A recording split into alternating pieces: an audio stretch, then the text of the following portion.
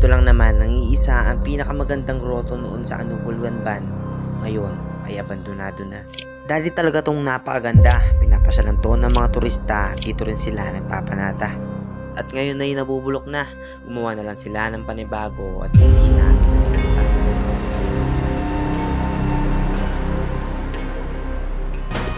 Ngayon, isa-challenge namin ang mga sarili namin at papakita sa inyo ang lagay ng grotto na ito.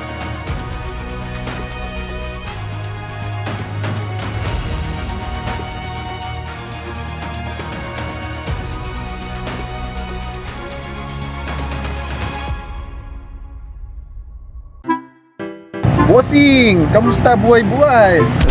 Bossing daw, kamusta buhay-buhay? Kamusta buhay-buhay? Kamusta buhay-buhay? Nakapagbiro pa nga kami sa mga oras na to.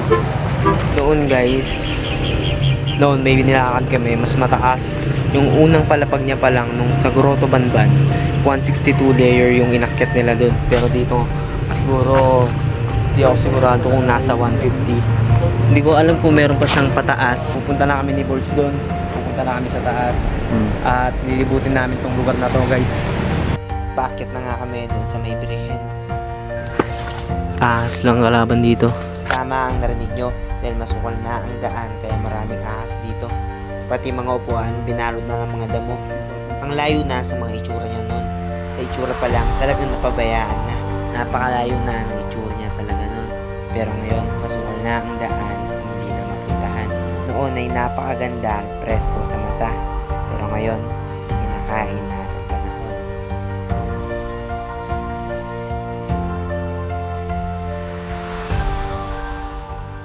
Ito na yung oras nung minakit na namin ang grotto. Kaya yan. At ito pa ang mahirap. Masukal na ang daan at hindi pa alam kung ano pa ang tatapakan. At ang mahirap pa, mayroong mga halaman na may tusok at mayroon pang mga linta na pwedeng dumikit sa amin.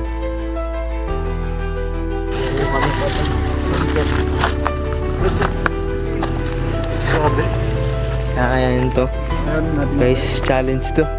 Kumbaga kunyari sa bundok, meron ka nalalaanan.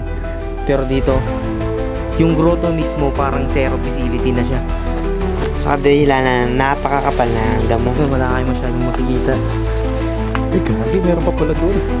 Kahit napakasakit sa balat, dire-diretso pa rin kami sa pagkakyat. Ay ko!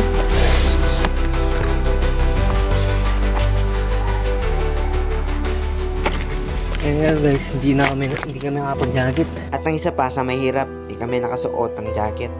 Malapit na pare. Grabe, pre. Tignan mo naman, sobrang taas niya na. Grabe, pre. Hirap pa ng challenge na ganito. Magawa kami ng challenge ganito ni Borge para sa inyo. Para may panoorin kayo. Wala pa kaming drone, nagkikihiram lang kasi kami nun. Meron man o wala, at least gusto namin makapasaya pa ng maraming tao. At nagpatuloy na kami ulit sa pag-akyat. Open pa dito.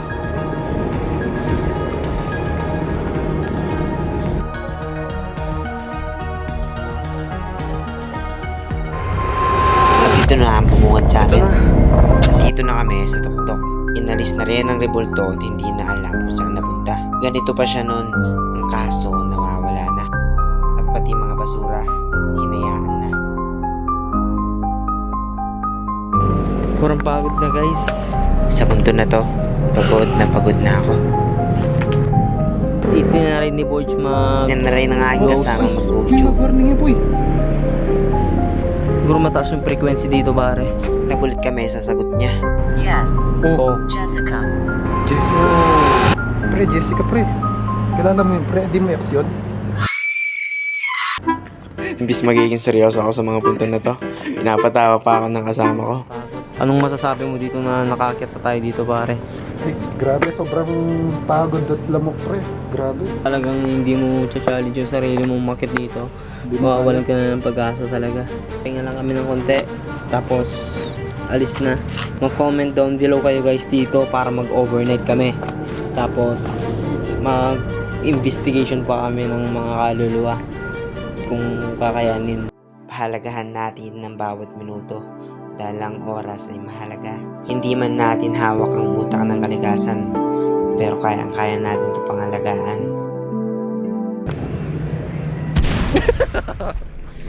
Boss! Guys, Bossing!